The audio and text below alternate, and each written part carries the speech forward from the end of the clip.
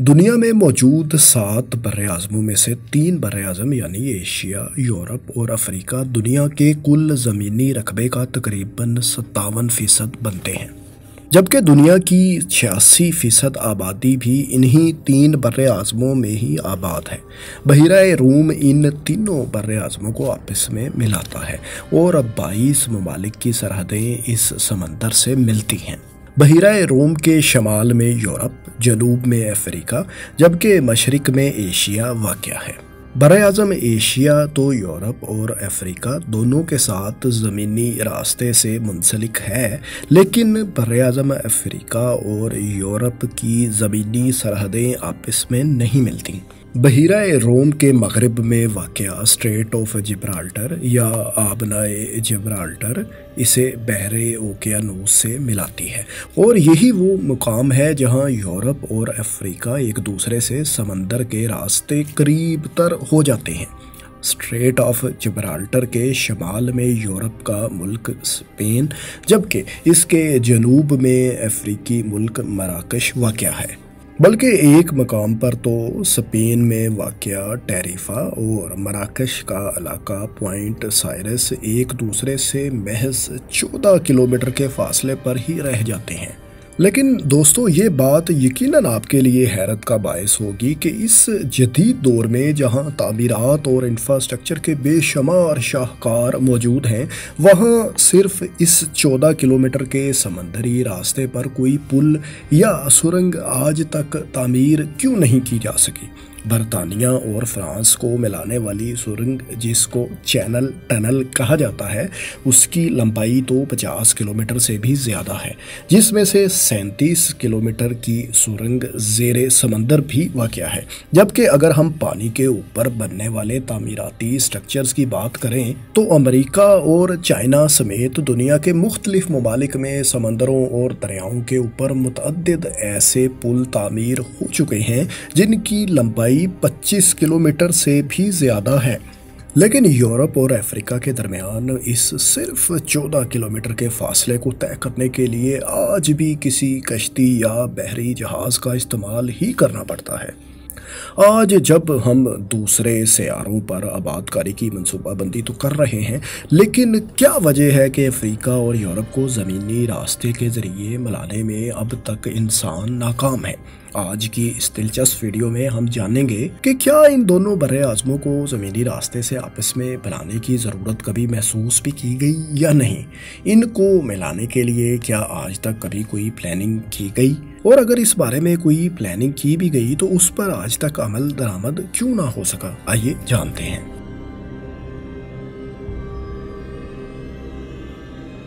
माहिरीन अर्जियात का दावा है कि लाखों साल पहले बहीरा-ए रूम यानी मेडिटरेनियन सी एक झील की मानंद होता था, जिसमें से पानी के खराज का कोई रास्ता मौजूद नहीं था।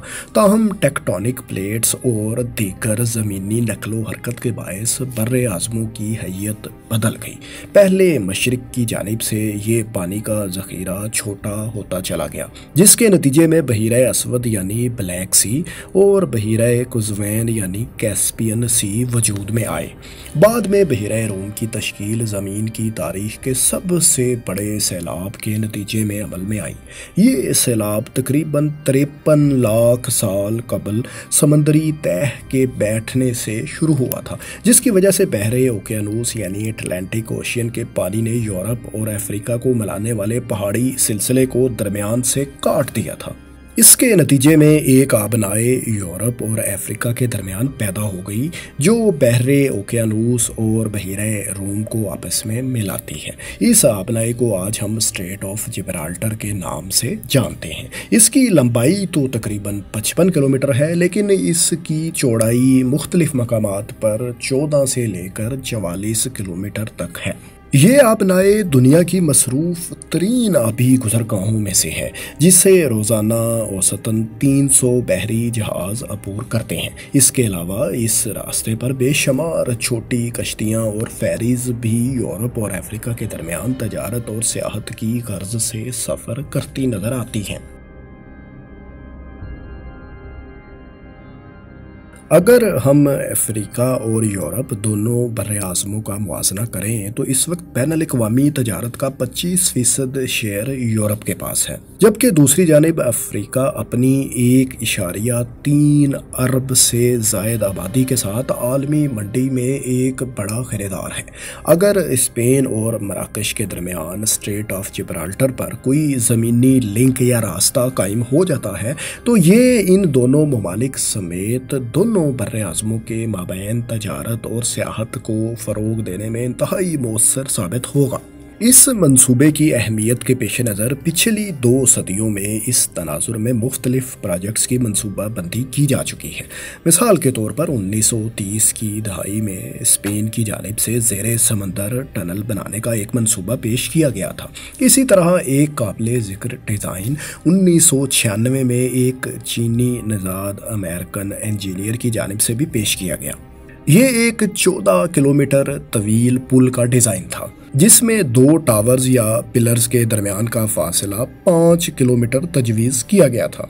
याद रहे कि इस वक्त दुनिया में मौजूद पुलों में सबसे लंबा स्पैन यानी किसी भी पुल के 2 पिलर्स के दरमियान ज़्यादा से ज़्यादा फासला तुर्की में मौजूद कैनाकल ब्रिज का है, जिसके 2 पिलर्स के दरमियान 2 किलोमीटर का फासला है। इसके अलावा 2004 में मशहूर अमरीकी आर्किटेक्ट की जानिब से भी दोनों बर्र-ए-आज़मों को मिलाने के लिए एक मुनफरिद डिज़ाइन पेश किया गया था। इस डिज़ाइन में स्ट्रेट ऑफ जिब्राल्टर के दरमियान 5 किलोमीटर तवील एक मसनूई जजीरे की तामीर और ज़ेरे समंदर टनल के ज़रिए स्पेन और मराकश को इस जजीरे से मिलाना शामिल था। मज़ीद ये कि इस जजीरे पर पन बिजली घर के मंसूबे भी डिज़ाइन किए गए थे, जिसके ज़रिए मराकश और स्पेन के कुछ हिस्सों को बिजली भी फराहम किया जानी थी।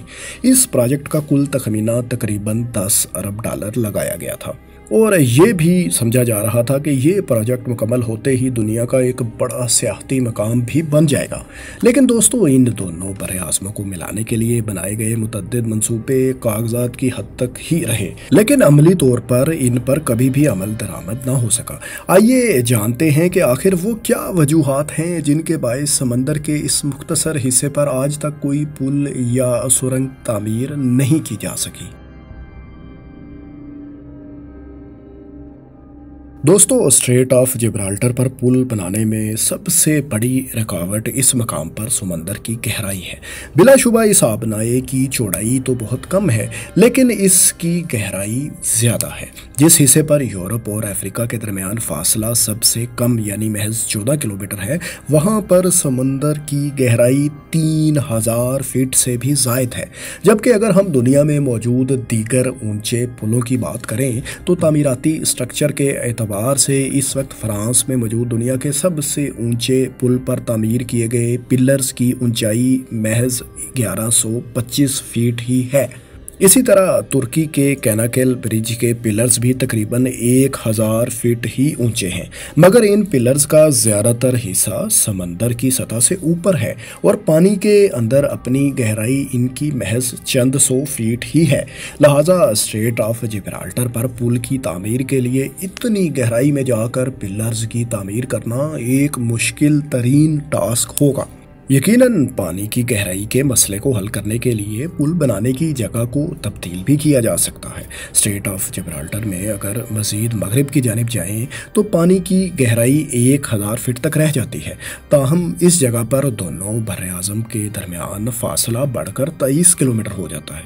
मज़ाहिर इस 1000 फुट गहराई और 23 किलोमीटर लंबाई पर पुल या ज़ेरे समंदर टनल तामीर करना मुमकिन मालूम होता है। लेकिन दोस्तों, स्ट्रेट ऑफ जिब्राल्टर में पानी की गहराई के अलावा भी कुछ और अवामिल हैं जो इस किस्म के मंसूबे की राह में रुकावट बने हुए हैं।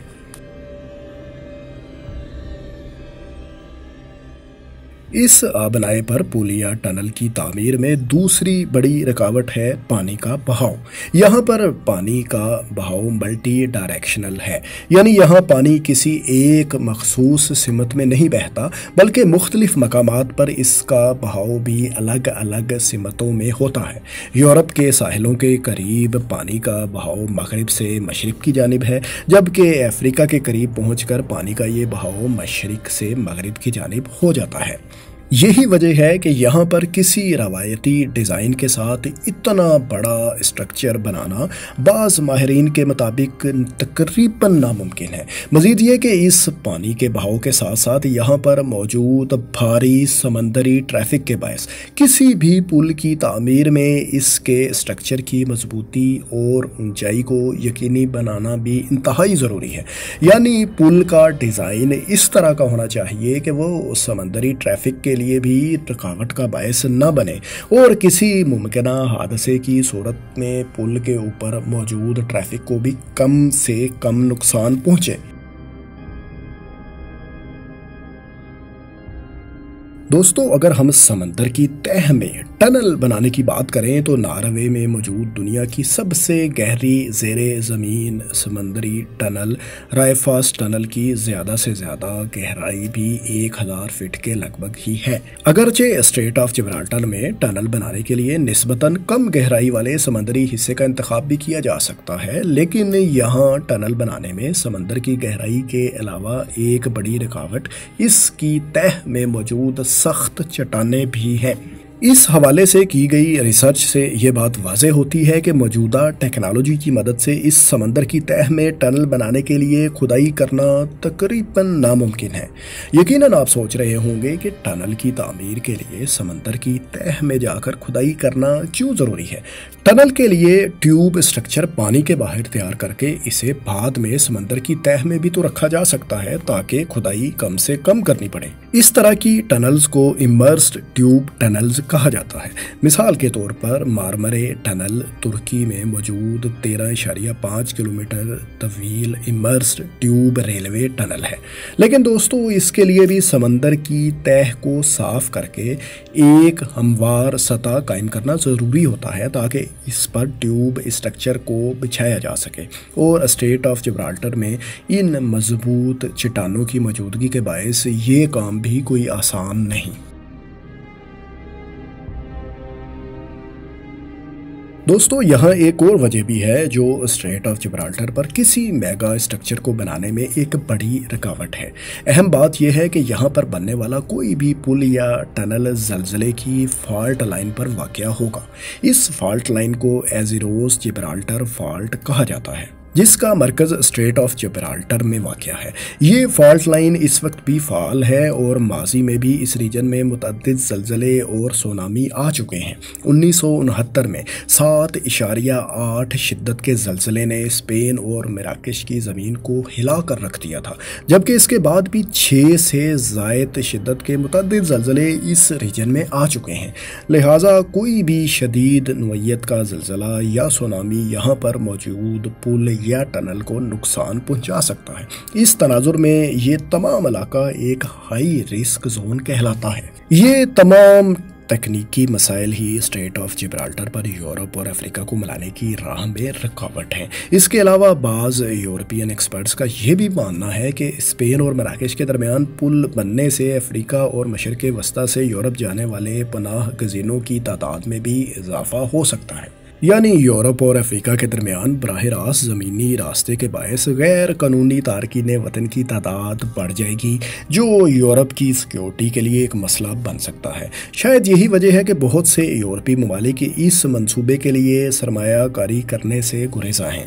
तहम हाल ही में स्पेनिश गवर्नमेंट ने ज़ेरे ज़मीन टनल के प्रोजेक्ट के हवाले से नई रिसर्च और प्लानिंग के लिए एक रिसर्च फर्म को 7,50,000 यूरोज़ के बजट की मंजूरी दी है।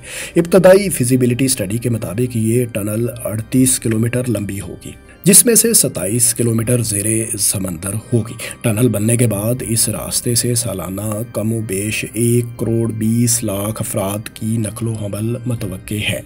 ख्याल किया जा रहा है कि 2030 तक इस मंसूबे का बाकायदा आगाज़ कर दिया जाएगा, लेकिन जब तक ये मंसूबा मुकम्मल नहीं हो जाता तब तक स्ट्रेट ऑफ जिब्राल्टर के बहरी रास्तों से ही तिजारत और अफराद की आमदोरफ्त जारी रहेगी। दोस्तों, आपको ये मालूमाती वीडियो कैसी लगी? आपका क्या ख्याल है, इन दोनों बरआज़मों को ज़मीनी रास्ते से मिलाया जाएगा या नहीं? कमेंट्स में अपनी राय से आगाह करें और मज़ीद मालूमाती वीडियोस देखने के लिए हमारे चैनल को सब्सक्राइब ज़रूर कर लें। शुक्रिया।